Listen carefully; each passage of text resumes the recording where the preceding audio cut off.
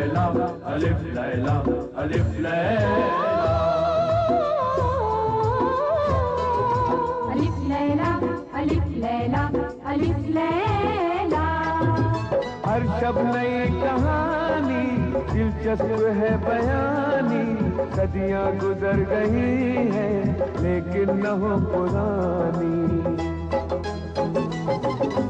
परियों को जीत लाए, जिन्नों को भी हराए, इंसान में वो ताकत सब पे करे हुकूमत। अलिफ लैला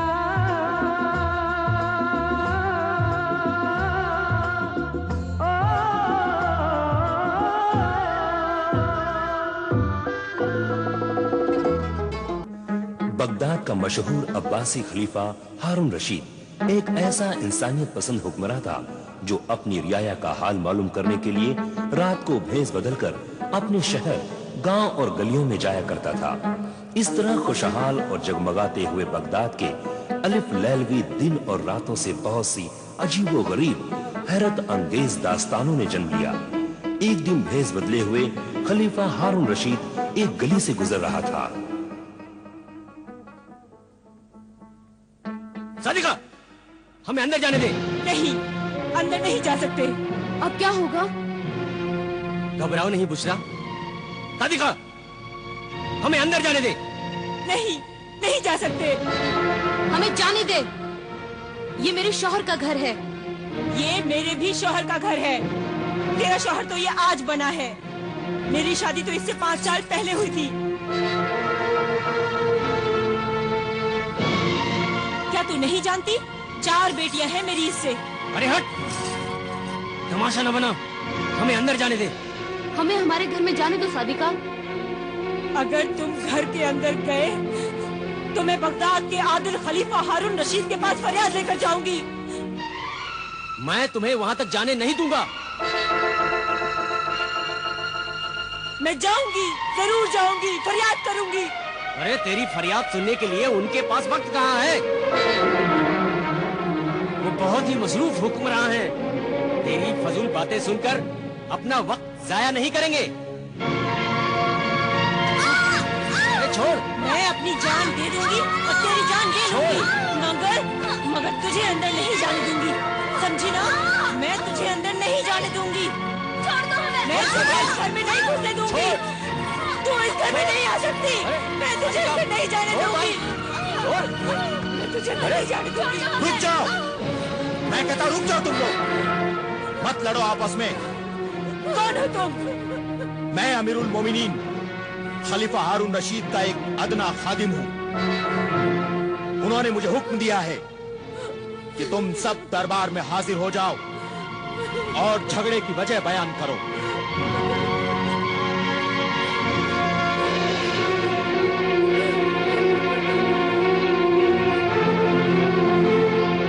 बयान कर फरियादी ज़ौजे रफीक, बयान कर।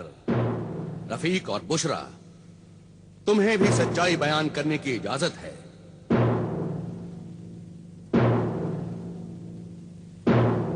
आखिर इस लड़ाई की बुनियाद क्या है? इस झगड़े की बुनियाद है दूसरी शादी।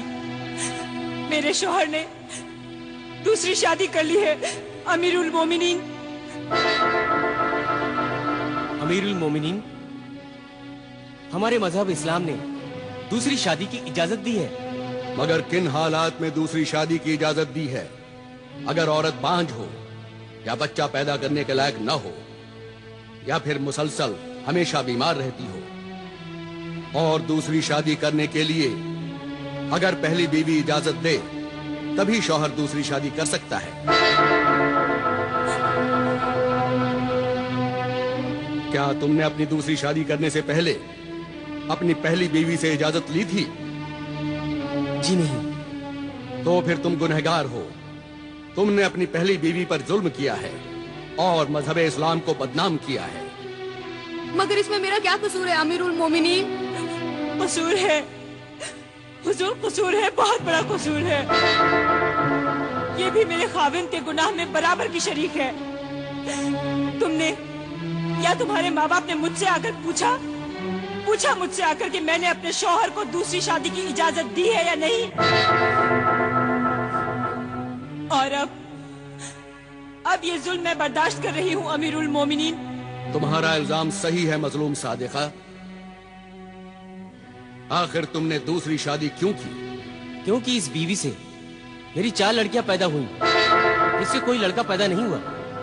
बेटा पैदा करना औरत के इख्तियार में नहीं है, इसका जिम्मेदार भी मर्द है। क्यों तबीब, हकीम, हाजिक और मसीहुज्जमा, आपका क्या ख्याल है? आपने बिल्कुल सही फरमाया हुजूर। तिबो हिकमत की बरसों की तहकीक के बाद मुहक्किक इस नतीजे पर पहुंचे हैं कि मर्द का जो मादा जिसे कि हमल करार पाता है, उसमें जिस किस्म के जरसोम ज्यादा होते हैं, बच्चा वैसा ही पैदा होता है। हुजूर, अल्लाह का जो निजाम है वो बिल्कुल सही है। बेटियां भी तो इंसान ही होती हैं। अल्लाह की कुदरत को निशाना बनाना मर्द के किरदार और ईमान की कमजोरी है। मेरे शौहर अपनी बेटियों को ना अच्छा खाने को देते हैं, ना अच्छा पहनने को देते हैं। वो इन्हें बोझ समझते हैं, वो इनसे नफरत करते हैं। तौबा नऊजुबिल्लाह, अल्लाह तुम्हारी अक्ल पर रहम करे। बेटी से नफरत करके तुम जहन्नुम में अपनी जगह बना रहे हो। ऐ गुमराह पिदर, बेटी तो अल्लाह की रहमत और रसूलुल्लाह का सलाम है। कयामत के दिन औलाद को बाप के नाम से नहीं, माँ के नाम से पुकारा जाएगा।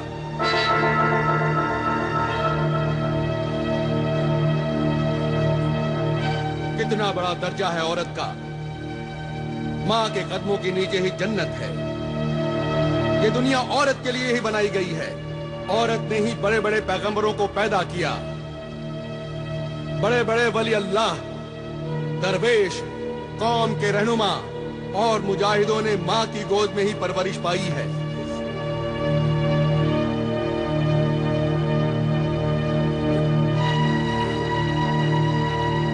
जिन कौमों में औरतों को तड़पाया गया, जलील किया गया, वो कौमें भी जलील होकर तबाह हो गईं। दूसरों ने उन्हें अपना गुलाम बना लिया। और तुम ये कैसे भूल गए कि तुम्हें भी एक औरत ने पैदा किया है, और वो औरत भी कभी किसी की बेटी थी। मैं बहुत ही शर्मिंदा हूं। आज तक मैं बेटी को एक बोझ और फकीर समझता रहा।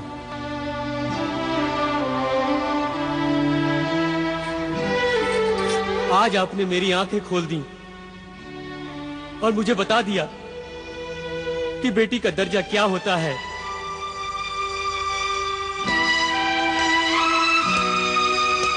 मेरी बच्ची, मैं आज तक इन पर जुल्म करता रहा, इन्हें रुलाता रहा, इन्हें कभी प्यार से नहीं देखा। मेरी बच्चियां, मुझे माफ कर दो। बेटियां तो बड़ी मासूम होती हैं।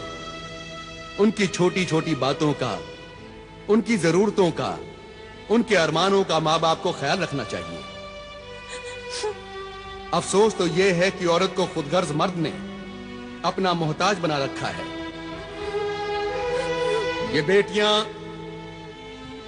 बेटियां बचपन में माँ बाप के सहारे पर, जवानी में शौहर के आसरे पर और बुढ़ापे में अपनी औलाद के रहमो करम पर बेबसी की जिंदगी गुजारती हैं।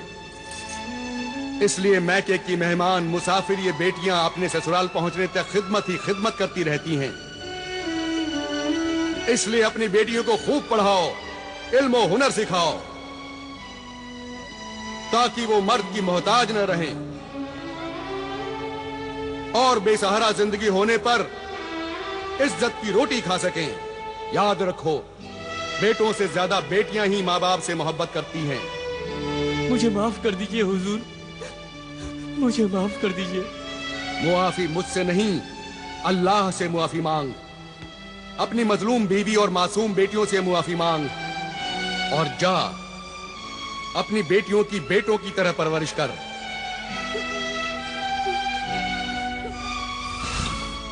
ये हुक्मरान खलीफा सिर्फ तख्त पर बैठकर हुकूमती नहीं करता, बल्कि एक मुशफिक बाप, एक मजहबी आलिम एक रोशन दिमाग उस्ताद की तरह अपनी रियाया के मसाइल में दिलचस्पी लेता है?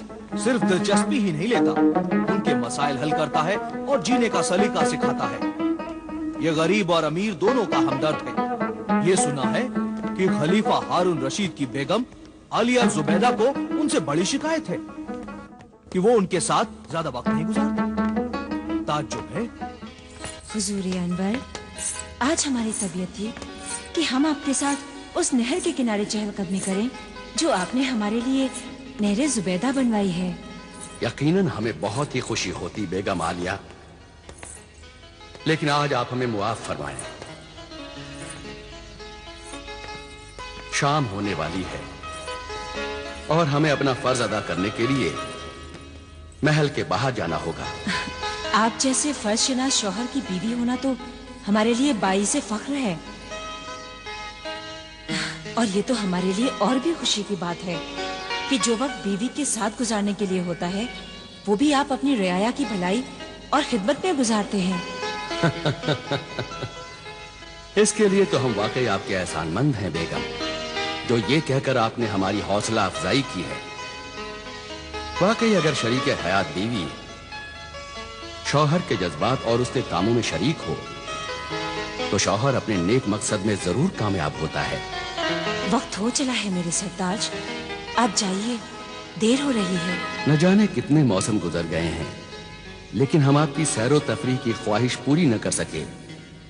वाकई हम बहुत शर्मिंदा हैं बेगम, खुदारा हमें मुआफ कर दें। नहीं नहीं, मुआफी मांगकर इस कनीज को शर्मिंदा न करें मेरे सरताज।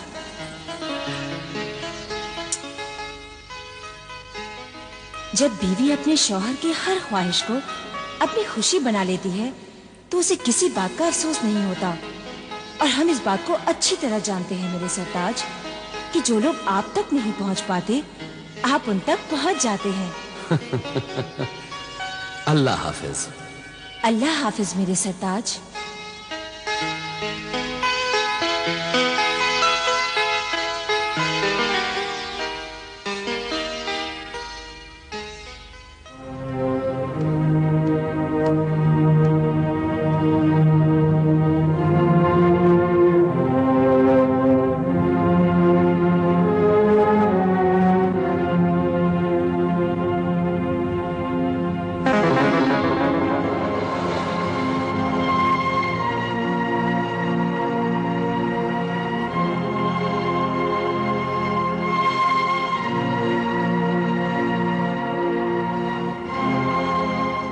चलिए वजीर आजम।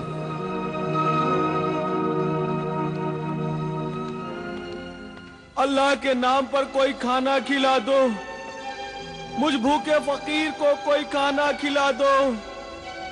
मैं 3 दिन से भूखा हूँ, कोई फकीर को खाना खिला दो, नहीं तो मैं भूख से तड़प तड़प कर मर जाऊंगा। मुझे कोई खाना खिला दो, अल्लाह के नाम पर कोई।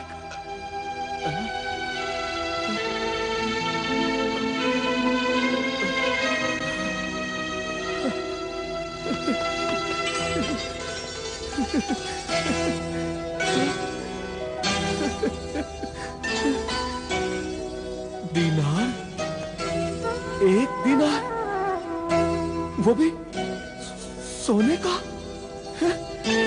शुक्रिया ऐ मेरे मोहसिन सखी, तेरा बहुत बहुत शुक्रिया। अल्लाह तुझे खुश रखे। जाओ बाबा, नान भाई की दुकान पर जाओ और जो दिल चाहे वो खरीद कर खाओ। खूब पेट भर कर खाना खाना। शुक्रिया है मेरे सखी, तूने मेरा कितना ख्याल रखा कि तूने मुझे सोने का 1 दीनार दिया।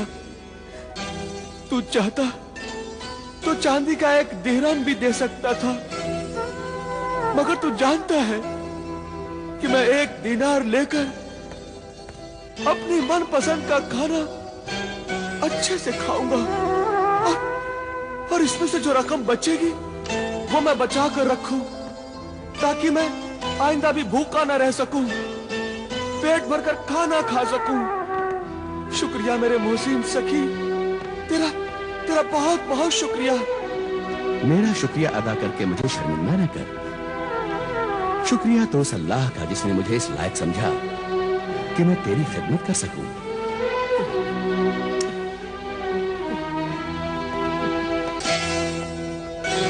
जाओ बाबा, और जाकर पेट भरकर खाना खाओ और उस अल्लाह का शुक्रिया अदा करो। हाँ, जाता हूं, मगर खाना खाने से पहले मेरी एक शर्त है। तू मानेगा ना उस शर्त को? हाँ? शर्त? कैसी शर्त?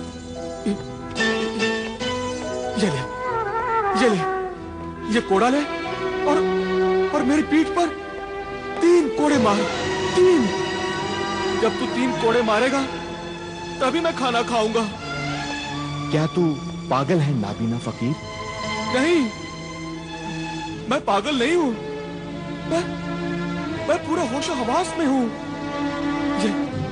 ये कोड़ा ले और इस पीठ पर मुझे 3 कोड़े मार। ले, जिसने मुझे भीख दी है, जब वो मुझे कोड़े मारेगा तभी मैं खाना खाऊंगा। नहीं, मैं तुम्हें कोड़े नहीं मारूंगा। मैं अपने हाथों से ये जुल्म नहीं कर सकता। जाओ बाबा और जाकर खाना खाओ। तो भी ठीक है, मैं खाना नहीं खाऊंगा। जाओ बाबा, तुम हमें परेशान कर रहे हो। अरे परेशान तो तू कर रहा है मुझे। ये ले कोड़ा और मेरी पीठ पर 3 कोड़े मार। रहम कर, मुझ भूखे पर रहम कर। नहीं, मैं तुम्हें कोड़े नहीं मारूंगा। नहीं, तू नहीं मारेगा कोड़े? ठीक है, फिर अपना 1 दिनार भी ले ले। हाँ? मुझे नहीं चाहिए तेरा ये दिनार। अल्लाह के नाम पर मुझ भूखे फकीर को कोई खाना खिला दो।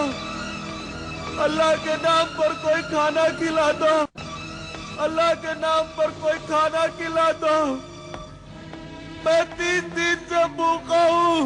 मैं बहुत परेशान हूँ वज़ीर आज़म। कोई खाना खिला दो। इस फकीर की भूख, इसकी पुकार, इसकी फरियाद खाना खिला दो। मैं तुम्हें सुन सकता हूँ और नहीं देख सकता हूँ। ए नूर वालों, मुझ बेनूर को कोई खाना खिला दो। तरस खा मुझ बेनूर पे, कोई खाना खिला दो। इस अंधे भूखे फकीर को मारने के लिए मेरे हाथ कैसे उठ सकते हैं? मर जाऊंगा। न तो मैं इसे कोड़े मार सकता हूँ और न ही मैं इसकी भूख मिटा सकता हूँ। अल्लाह के नाम पर कोई खाना खिला दो। खाना खिला दो, नहीं तो मैं भूख से मर जाऊंगा। कोई खाना खिला दो। या अल्लाह, तू मेरी नेकी और सब्र का कैसा इम्तिहान ले रहा है। रहम कर मुझ पर और रहम कर इस बूढ़े फकीर पर। या अल्लाह, कोई खाना खिला दो मुझे।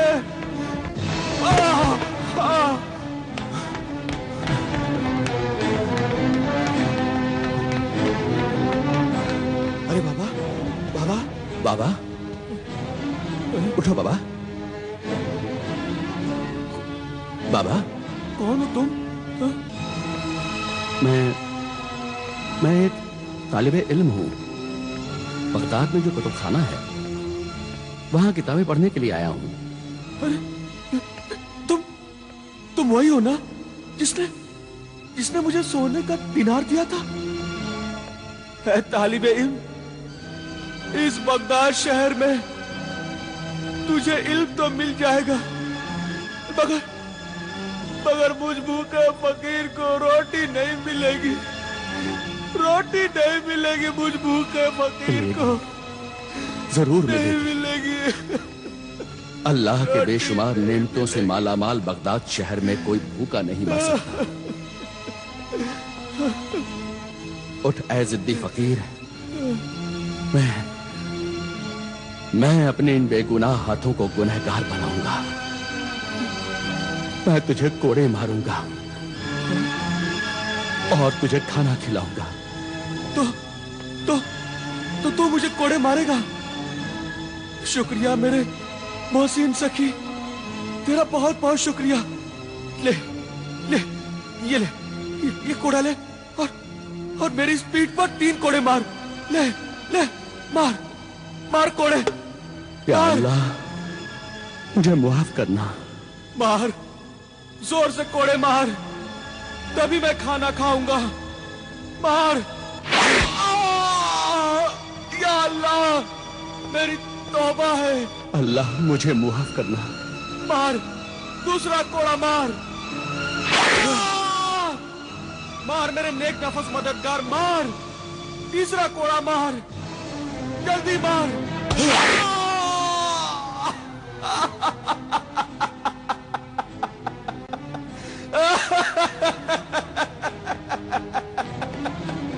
अल्लाह, अब वो दीनार दे दे और मेरा कोड़ा भी। अब मैं पेट भरकर आज खाना खाऊंगा। दे मेरे नेक मददगार, और वो कोड़ा भी दे।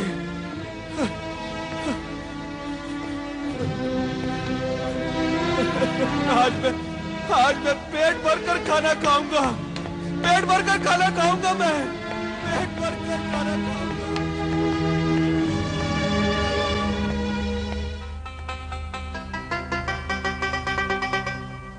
या अल्लाह, तेरा लाख लाख शुक्र है, तूने आज इस भूखे फकीर को खाना खिला दिया। 3 दिन लगे मुझे मेहनत की रोटी खाने के लिए। या अल्लाह, और मेरे इस मददगार की भी मदद करना। उस नेक दिल इंसान को हमेशा अच्छा रखना, उसके दिल की हर मुराद पूरी करना, इतना अजीज इंसान बनाना कि रहती दुनिया तक उसका नाम रोशन रहे।